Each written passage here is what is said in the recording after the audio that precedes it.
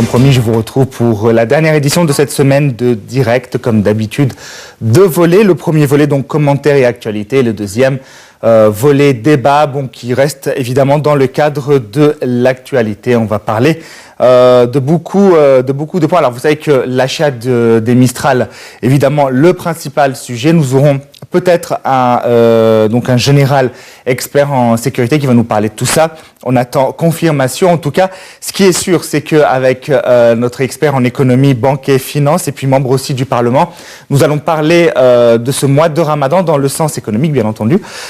Spirituel, ça sera pour une autre fois. En tout cas, on va parler de cette inflation durant le mois de Ramadan, de ces prix qui grimpent très fortement. Comment on arrive là ? Et comment finalement résoudre à ce problème? Alors, le premier commentaire que je vous propose parle de l'Irak.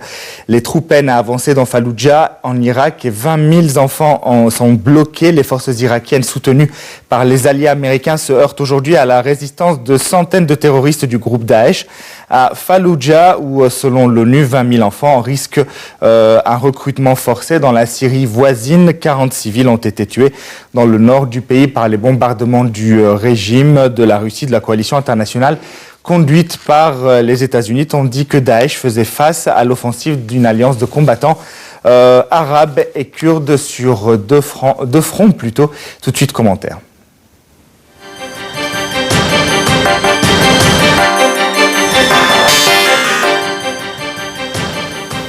Entré lundi dans Falloujah, les forces irakiennes tentaient d'avancer vers le centre de ce fief terroriste situé à seulement 50 km à l'ouest de Bagdad. Nos forces poussent pour entrer dans le centre de la ville, mais il y a une forte résistance de Daesh, explique le général Abdelwahab El-Saadi, commandant de l'opération, faisant état de combats de rue. Le Pentagone a pour sa part affirmé que la bataille était dure. Assiégé à Falloujah, Daesh est condamné à se battre, contrairement aux autres batailles où les terroristes parvenaient à fuir la progression des forces armées. Les commandants irakiens affirment avoir tué des dizaines de terroristes depuis le début de l'offensive le 23 mai, mais restent discrets sur leurs pertes. Aucun bilan de victimes civiles n'était disponible. Quelques 50 000 civils sont bloqués dans le centre de Falloujah.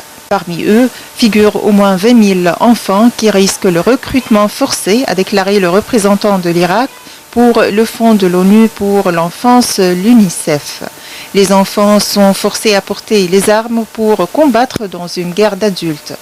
Leur vie et leur avenir sont en danger. La coalition internationale, principalement les États-Unis, apporte une aide cruciale aux forces antiterroristes au moyen de raids aériens et de conseillers militaires sur le terrain. En Syrie, ils aident spécialement les forces démocratiques syriennes FDS, composées de combattants arabes et kurdes. Les FDS mènent depuis le 24 mai une offensive contre Daesh dans le nord de la province septentrionale de Raqqa. Elles ont ouvert en outre un nouveau front contre Daesh dans le nord de la province limitrophe d'Alep pour reprendre la ville de Minbej, selon l'Observatoire syrien des droits de l'homme. Le CENTCOM, le commandement militaire américain au Moyen-Orient, a fait état de 18 frappes de la coalition internationale sur des positions de Daesh à Minbej.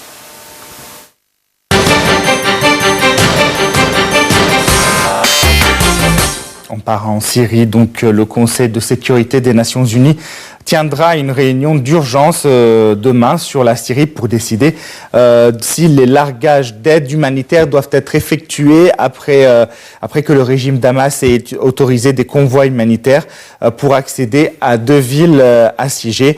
Donc une réunion d'urgence du Conseil de sécurité de l'ONU doit tenir demain. Les détails dans ce commentaire.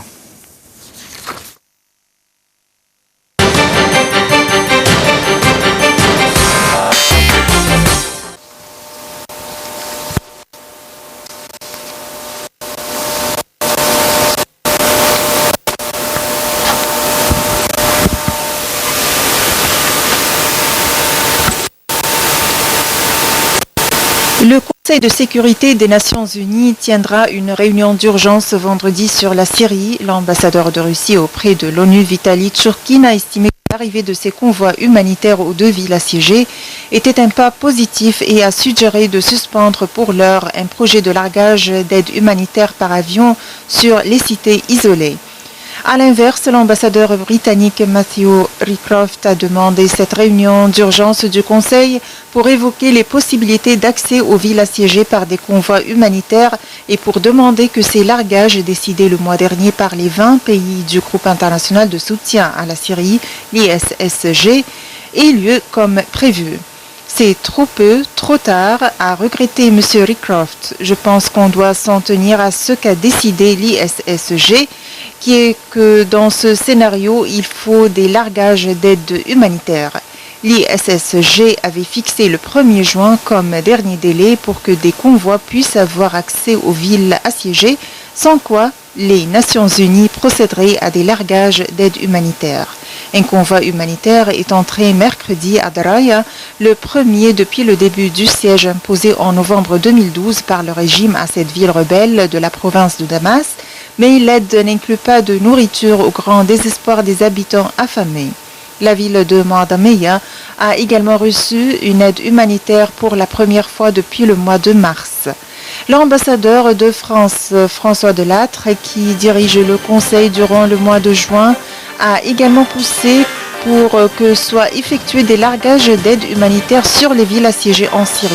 Selon l'ONU, 592 000 personnes vivent dans des villes assiégées, principalement par les forces du régime de Damas, et 4 millions sont dans des zones difficiles d'accès.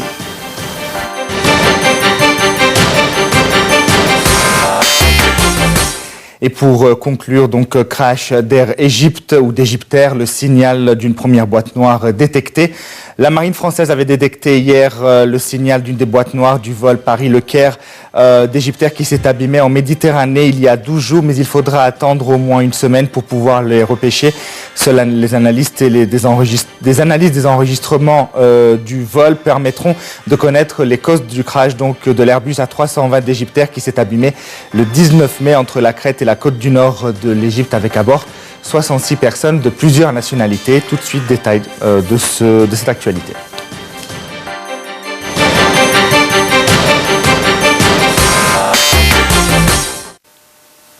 Le Laplace, un bâtiment de la marine française arrivé mardi sur la zone du crash pour participer aux recherches, a détecté mercredi le signal d'une balise d'un enregistreur de vol, a indiqué le BEA, le Bureau d'enquête et d'analyse français, après une annonce similaire des autorités égyptiennes. Le navire français est équipé de 3 engins immergés détecteurs 6000 de la société française Alcimar, capables de détecter les pings, les échos sonars des boîtes noires jusqu'à 4000 à 5000 mètres de profondeur. La détection de ce signal est une première étape, a souligné dans un communiqué le directeur du BEA, Rémi Jouty. En effet, il faut encore localiser les boîtes noires, comme l'a précisé la marine française. La phase de recherche se poursuit. Elle doit conduire dans un premier temps à la localisation des enregistreurs de vol, a indiqué la marine. Ultérieurement, leur récupération nécessitera un positionnement extrêmement précis sur des fonds de 3000 mètres. Pour cela, il faudra attendre une semaine avant l'arrivée d'un autre bateau spécialement équipé pour faire remonter à la surface les 2 enregistreurs de vol, a averti le ministère de l'Aviation civile égyptienne.